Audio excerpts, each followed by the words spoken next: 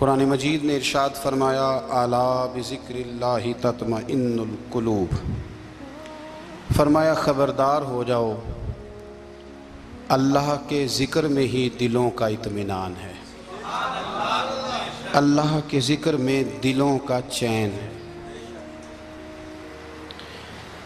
لوگ بہت سارا مال، بہت ساری دولت، بہت ساری عقل اور بہت سارا شعور ہونے کے باوجود بے سکون ہیں۔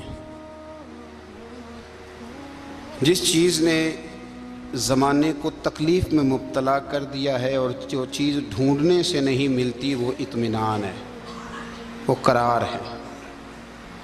لوگ بھیک مانگتے ہیں، منت کرتے ہیں، دہائی دیتے ہیں کہ کہیں سے سکون کی دولت مل جائے، لیکن وہ میسر نہیں آ رہی۔ بڑے بڑے لوگ ہیں،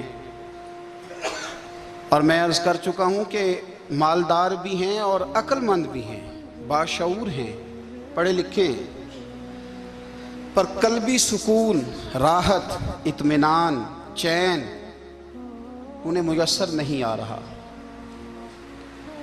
راتیں جاگ کر گزر جاتی ہیں، دن آزمائش میں بیت جاتا ہے۔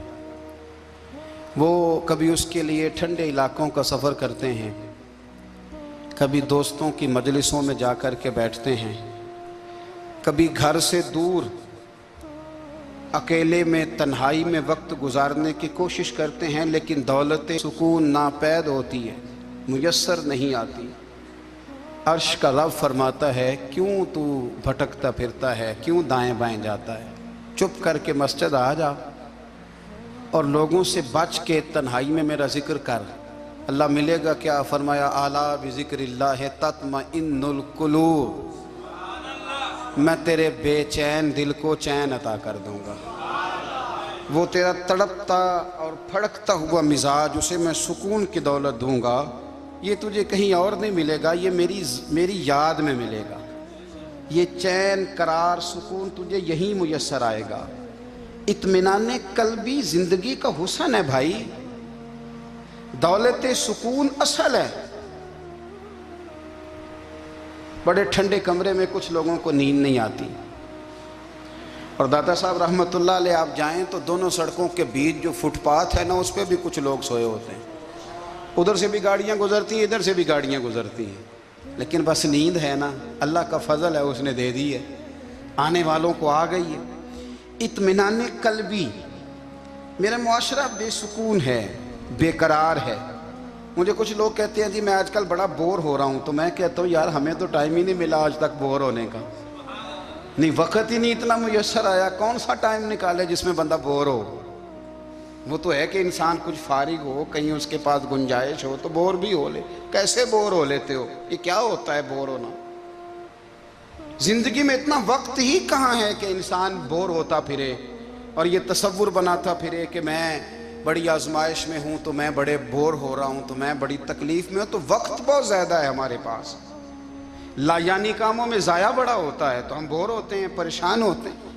اللہ فرماتے ہیں یہ جو میری یاد ہے نا، لیکن اس کا بھی ایک طریقہ ہے یاد کا، اس طریقے سے اگر میرے رسول کریم علیہ السلام نے فرمایا اللہ کا ذکر اس طرح کرنا کہ دیکھنے والا تمہیں دیوانہ سمجھے، لوگ سمجھیں کہ کوئی مجنون ہے، کوئی جنونی ہے، کوئی پاگل ہے۔ یہاں اللہ تعالیٰ معاف کرے، آپ ذکر کی مجلس چھیڑیں، آپ نعت شریف کی مجلس چھیڑیں تو بہت سارے لوگ پروفیسر بن جاتے ہیں، وہ ساری نہیں ہلاتے، ان کی زبان ہی حرکت میں نہیں آتی۔ حالانکہ رب کریم کا ذکر اس طرح کرو کہ دیکھنے والا تمہیں دیوانہ سمجھے، کہیں اور کھونے کی ضرورت ہی نہیں۔ میرے حبیب گویا ہمیں فرماتے ہیں تو رب کے ذکر میں اس طرح کھو جا کہ تجھے دنیا کا خیال ہی نہ رہے، تجھے پھر دنیا کی ہوش نہ رہے۔ لیکن اگر نماز میں بھی خیال غیر آئے، ذکر میں بھی توجہ کہیں اور ہو، زندگی میں وہ عجیب لمحہ تھا، وہ میرے ساتھ تھا اور میں تنہا تھا۔ اگر ماحول یہ ہو کہ آپ کہیں جسم کے ساتھ تو موجود ہوں، روح موجود نہ ہو، تو پھر لذت ذکر بھی میسر نہیں آتی، پھر کیف نہیں حاصل ہوتا۔ یاد رکھیں کہ اس طرح کھو کے رب کی یاد کہاں سے کیف آئے گا؟ الجھ ہی بڑا گئے ہیں، وہ مستی، وہ سرور، وہ کیف جو اللہ کے ذکر میں ہوتا تھا، جو کبھی مرشد کامل کے سامنے بیٹھ کر لوگ اللہ اللہ کرتے تھے تو لگتا یہ تھا کہ یہ یہاں ہیں ہی نہیں، یہ تو کہیں اور چلے گئے ہیں، یہاں موجود ہی نہیں۔ لیکن اب وہ موج نہیں، وہ شوق نہیں، وہ درد نہیں، وہ ذیل نہیں۔ اقبال تڑپ کے کہا کرتے تھے خیرت کی گتھیاں سلجھا چکا ہوں، یا رب مجھے صاحب جنوں کر دے، اللہ مہربانی فرما، وہ کیفیت دے، وہ سرور دے۔ زندگی میں اگر اطمینان چاہتے ہو تو کبھی کبھی سب کچھ بھول کے نا تو مست ہو جایا کرو رب کی یاد میں۔ کبھی کبھی چھوڑ دیں دنیا، چھوڑیں یار موبائل، کسی وقت کریں اس کو بند، چھوڑیں اس بات کا خیال کہ فلانے نے سلوٹ کیا ہے کہ نہیں کی، چھوڑیں۔ حضرت باجزید بستامی رحمت اللہ تعالیٰ علیہ فرماتے ہیں میں نے اعتکاف کبھی اپنی مسجد میں نہیں کیا، یہ کہ سارے ہی ہاتھ چومنے والے، سارے ہی پیار کرنے والے۔ فرماتے میں جب اعتکاف کرتا تھا تو میں بستام سے دور نکل جاتا تھا جہاں کوئی مجھے جاننے والا نہ ہو۔ اٹھ بلیا چلو تھے وسیے جتھے وس دینی سارے یننے، نہ کوئی ساڈی ذات پچھانے تے نہ کوئی سانو مننے، چل ادھر چلیں۔ اٹھ بلیا چلو تھے وسیے جتھے وس دینی سارے ہی اننے، نہ کوئی ساڈی ذات پچھانے تے نہ کوئی سانو۔ اتنا شوق ہے سلوٹ کرانے کا، اتنا شوق ہے تعارف کرانے کا، اتنا شوق ہے اپنا بتانے کا، تو یہ چیز غلبہ کر جاتی ہے، پھر نام رہ جاتا ہے، روح نہیں رہتی، پھر وجود رہ جاتا ہے، پھر باطن کی کیفیت نہیں رہتی۔ خدا را اپنے آپ کو بے چین نہ کرو، بے قرار نہ کرو، بے سکون نہ کرو، رب کی یاد میں آ جاؤ، درود و سلام میں آ جاؤ، نعت کے حسن میں آؤ، تلاوت کی دنیا میں آؤ، سجدوں کے نور میں آؤ، آؤ کبھی کھول کے دل مسجد کی صفائیاں کریں، آؤ نہ کبھی کوئی بوڑھا دادی نانی دادا ان کے پاس بیٹھ کے پیر دبا کے اللہ کو راضی کریں۔ یہ کیف والی جگہ ہیں، یہ سرور والی جگہ۔ اتنی بے چین ہماری زندگی ہے، بے قرار ہے، تڑپتے ہوئے لوگ، لڑتے ہوئے لوگ، ایسے لگتا ہے ابھی ایک دوسرے کا گریبان تھام لیں گے، بے قرار بے چین۔ کسی کو انتظار کا کہا جائے نا کہ 10-20 منٹ کسی کا انتظار کرو تو بعض لوگ مجھے ایسے لگتا ہے جیسے یہ ان کا کلیجہ پھٹ جائے گا، ڈاکٹر کے انتظار میں بیٹھے ہیں تو بڑے پریشان ہیں۔ کسی کو ملنے گئے ہیں کو آدھا گھنٹہ بیٹھنا پڑ گیا تو بڑی دقت میں ہیں۔ اپنے آپ کو سکون دیں۔ آپ یقین کریں بڑا مزہ آتا ہے، کبھی کسی کا انتظار کرنا پڑے تو 2-4 تسبیح درود شریف پڑھی جاتی ہے، یعنی ذوق بن جاتا ہے کہ چلو اللہ نے موقع دیا ہے، کوئی سرکار کو یاد کر لیں، تنہائی مل گئی۔ ہمارا مزاج جس سختی کا شکار ہے وہ سختی آہستہ آہستہ ہمیں زیادہ آزمائش میں ڈال گئی۔ تو میرے بھائی زندگی میں اطمینان حسن ہے، اور وہ سب سے زیادہ اللہ کی یاد میں ملتا ہے، وہ سب سے زیادہ رب کریم کے ذکر میں۔ سب سے زیادہ جو چاہتا ہے نا دل ٹھنڈا رہے، زبان میٹھی رہے، وہ مدینے والے محبوب پہ درود و سلام پڑھا کرے، وہ حضور پہ درود و سلام پڑھا کرے، زبان میٹھی رہے گی۔ میرا ذاتی تجربہ ہے کہ جو آدمی اپنے اخلاق سنوارنا چاہے وہ حضور پہ درود شریف پڑھے، جو اپنے اخلاق سنوارنا چاہے، طبیعت کو ٹھنڈا رکھنا چاہے، وہ درود شریف پڑھے، اس کا دل سکون میں آئے گا۔ کچھ کام اور ہیں زندگی میں اطمینان کے لیے، ان کا ہونا بھی بڑا ضروری ہے۔ سب سے پہلے اگر آپ چاہتے ہیں نا زندگی میں سکون ہو تو حقیقتوں کا سامنا کرنا سیکھیں، آپ جو ہیں وہ رہنا سیکھیں، جو آپ نہیں ہیں وہ بننے کی کوشش نہ کریں۔ حقیقت کا سامنا کرو گے تو زندگی اطمینان میں آ جائے گی۔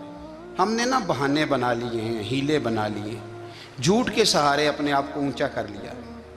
ایک آدمی سے کہا جاتا ہے تو رشوت نہ لے، تو کہتا ہے میں غریبوں سے نہیں لیتا۔ تو میرا سوال یہ ہے کہ امیروں کا حساب لینے کی اللہ نے تیری ڈیوٹی لگائی ہے، تیرے ذمہ لگایا ہے کہ تو امیروں کا حساب کر، تمہیں کیا ضرورت پڑی ہے؟ ہم نا بہانہ کرتے ہیں، رشوت لینے والے کا الگ بہانہ ہے اور سفارش والے کا الگ بہانہ ہے۔ حقیقت کا سامنا کریں، حقیقت کا۔ جو میرے ذمہ داریاں ہیں وہ میں نے پوری کرنی، جو آپ کی ذمہ داریاں ہیں وہ آپ جان نہ چھڑائیں، حقیقت پسند بنیں۔ میرے رسول کریم، پھر پڑھیے درود شریف صلی اللہ تعالی علیہ وسلم۔ حضور صلی اللہ علیہ وسلم نے فرمایا کہ میری بیٹی سیدہ فاطمہ الزہرا رضی اللہ تعالی عنہا صرف جنتی نہیں، جنتی عورتوں کی سردار ہے۔ لیکن حضور نے یہ بھی فرمایا کہ فاطمہ یہ خیال رکھنا اگر اللہ نے حساب پوچھا تو حساب تم نے خود دینا ہے۔ نہیں، حقیقت کی طرف توجہ کرائی حضور نے۔ وہ صرف جنتی نہیں، جنتی عورتوں کی سردار ہیں، پر حقیقت کی جانب توجہ۔ میں حقیقت یہ ہے کہ اگر مالک نے حساب پوچھا تو اس کی تیاری بھی کرنی ہے۔ دیکھیں نا، ہمیں کچھ یقین نہیں، اللہ معاف کرے کہ ہمارا حساب کیسا ہوگا، لیکن کتنے آزاد ہیں۔ یعنی بڑی دلیری سے بندے کہتے ہیں فجر نہیں پڑھتا جی، 3 پڑھتا ہوں جی، شاہ رہ جاتی ہے جی، کپڑے صاف، بڑی دلیری سے۔ اور سیدہ فاطمہ الزہرا نے ساری رات مصلی باز رکھا ہے، حالانکہ انہیں یقین تھا کہ رب مجھے بغیر حساب کتاب جنت دے گا۔ حقیقت کا سامنا کریں، جو حقوق آپ کے ہیں وہ آپ نے ادا کرنے ہیں، جو ذمہ داریاں ہیں وہ ذمہ داریاں ہیں۔ دیکھیں نا، حضرت موسیٰ کلیم اللہ علیہ السلام کے پاس اسرائیل روح نکالنے آئے تو حضرت موسیٰ نے تھپڑ مارا، آنکھ نکال دی، واپس گئے۔ اللہ انہوں نے تو جلال فرمایا ہے، کہا موسیٰ علیہ السلام سے کہیے بیل کی پشت پر ہاتھ رکھیں، جتنے بال ان کے دست مبارک کے نیچے آئیں گے اتنے 1000 سال ان کی عمر بڑھا دی جائے گی۔ یعنی میرے کان میں کوئی بتا دے کہ جناب 60 سال بڑھ گئی، کیا آپ کے کان میں کوئی کہہ دے تو خوشی ہوتی ہے کہ نہیں؟ لیکن یہ حقیقت پسندی نہیں، اس لیے کہ 60 بھی گزر جائیں گے، 70 بھی، یہ حقیقت نہیں۔ حضرت موسیٰ کلیم، چلے میں مثال دیتا ہوں، سمجھ لے 10 بال، حالانکہ بہت زیادہ آتے ہوں گے، 10 بال اگر حضرت موسیٰ کے ہاتھ کے نیچے آئے تو 10,000 سال تو عمر بڑھ گئی نا۔ 10 یعنی 10 سال نہیں، 10 100 نہیں، 10 بہت زیادہ تھی نا۔ تو حضرت موسیٰ کلیم اللہ علیہ السلام سے آ کے عرض کیا گیا حضور بیل کی پشت پر ہاتھ رکھیں، جتنے آپ کے ہاتھ کے نیچے بال آئیں گے اتنے 1000 سال عمر بڑھ جائے گی۔ تو حضرت موسیٰ نے حقیقت پسندی والی بات کی، فرمایا پھر کیا ہوگا؟ 10,000 سال کے بعد پھر کیا ہوگا؟ کہا حضور جانا تو پھر بھی ہے، فرمایا پھر ابھی چلتے ہیں۔ اگر جانا ہے نا، جانا ہے تو پھر، اگر جانا ہے تو پھر ابھی۔ اور سجنوں اگر نماز پڑھنی ہے تو ابھی کیوں نہیں؟ اگر داڑھی رکھنی ہے تو پھر رمضان کا انتظار کیوں کریں، ابھی کیوں نہیں؟ اگر سچ بولنا ہے تو پھر، اگر رزق حلال کھانا ہے تو پھر انتظار کاہے کا؟ حقیقت ہوتی ہے، بہانہ ہوتا ہے، حقیقت چھپ نہیں سکتی بناوٹ کے اصولوں سے، کیونکہ خوشبو آ نہیں سکتی کبھی کاغذ کے پھولوں سے۔ یہ بات یاد رکھیں، اگر جانا ہے تو حضرت کلیم فرمانے لگے پھر 10,000 سال کے بعد بھی جانا ہے تو آج بھی۔ ہمیں بے قراری زندگی میں اس لیے کہ ہم حقیقت پسند نہیں، ہم بہانوں میں، ہم ہواؤں میں جیتے ہیں، ہواؤں میں، خیالات میں زندگی گزارتے ہیں۔ بڑا ٹائم پڑا ہے، مثلاً کتنا میرے رسول کریم صلی اللہ تعالیٰ علیہ وآلہ وسلم نے ایک دن صحابہ سے فرمایا تمہیں حیا نہیں آتی؟ حضور کیا ہوا؟ فرمایا وہ والے مکان بناتے ہو جن میں تم رہ نہیں سکتے، وہ والا مال جمع کرتے ہو جو کھا نہیں سکتے، حیا نہیں آتی؟ عرض کی حضور حکم کریں تو محبوب فرمانے لگے جوتے کا ایک تسمہ بند کرتا ہوں تو سوچتا ہوں دوسرا بند کرنے سے پہلے موت آ جائے گی، ایک سانس اندر جاتی ہے تو دوسرا آنے سے پہلے میں یاد کرتا ہوں کہ مجھے دنیا سے جانا ہے۔ تمہیں حیا نہیں آتی؟ وہ مکان بناتے ہو جن میں رہ ہی نہیں سکتے، وہ مال جمع کرتے ہو جو کھا، حقیقت پسند نہیں بھائی ہم۔ بہت سارے لوگ یہاں بڑی باتیں سناتے ہیں، بڑی، میں کہتا ہوں اصل میں نا زیادہ باتیں سنا کے نا بیچارہ اپنے آپ کو مطمئن کرنا چاہتا ہے، اصل بات یہ ہے کہ اندر سے نا ہلا ہوا ہے، کچھ بھی نہیں، بڑا زیادہ ہنستا ہے اور مجھے لگتا ہے کہ کوئی گہرا زخم چھپا رہا ہے۔ اس لیے ملمہ سازی، حقیقت پسند بنو، حقیقت پسند۔ یاد رکھنا من ترک صلاۃ متعمدا فقد کفر، میرے رسول نے حقیقت بیان کی، فرمایا جس نے ایک نماز بھی جان بوجھ کے چھوڑی اس نے رب کے رب ہونے کا انکار کیا، اس نے کفران نعمت کیا۔ یہ حقیقت ہے، کوئی کلیریفیکیشن نہیں، کوئی وضاحت نہیں۔ جو نماز نہیں پڑھتا، جھوٹ بولتا ہے، غلط بیانی کرتا ہے، جو شخص رزق حرام کما کے کہتا ہے کہ اس کے بغیر گزارا نہیں چلتا، وہ جھوٹ بولتا ہے۔ اس لیے کہ رب فرماتا ہے جب تجھے پیدا کیا ہے تو تیرا رزق میرے ذمہ ہے۔ اللہ فرماتا ہے کہ لا یکلف اللہ نفسا الا وسعها، میں کسی پر وہ بوجھ نہیں ڈالتا جو اٹھا نہ سکے۔ نماز فرض کیا، اس کا مطلب ہے ہم پڑھنے کے قابل ہیں، اس نے ہمارے ذمہ داریاں لگائی ہیں تو مطلب یہ ہے کہ ہم ذمہ داریاں ادا کرنے کے قابل ہیں، ورنہ وہ کہتا ہے میں وہ بوجھ ڈالتا ہی نہیں جو تجھ سے اٹھایا نہ جائے۔ اگر چاہتے ہو کہ زندگی میں اطمینان ملے تو خدا را حقیقت پسندوں والی زندگی گزارو۔ یہ فضاؤں میں زندہ رہنا، ہواؤں میں، اللہ بڑا معاف کرنے والا ہے، اللہ بڑا کریم ہے، معاف کر دے گا، تو بھئی یہ بات صحابہ کو بھی پتا تھی، یہ اہل بیت کو بھی خبر تھی، تو وہ تو ایک ایک بات کا لحاظ کرتے تھے۔ یہ غوث اعظم کو بھی پتا تھی، یہ ان کے والد کو بھی پتا تھی، جنہوں نے کسی کا ایک سیب کھا لیا تھا تو 12 سال اس کے گھر میں نوکری کرتے رہے، انہیں نہیں پتا تھا اللہ بڑا کریم ہے، معاف کر دے گا، ایک سیب ہی ہے نا۔ تو حقیقت پسندی آپ کو سکون دے گی، اور اگر آپ نے اپنے آپ کو غیر مطمئن کیا ہوا ہے، بات کچھ اور ہے، اور آپ نے اپنے آپ کو ڈال کسی اور طرف لیا ہے، تو پھر آپ کو سکون مل سکتا؟ سکون حقیقت پسندی میں، اصل میں سکون ہوتا ہے، اداکاری میں سکون نہیں ہوتا۔ تیسری بات سنیں،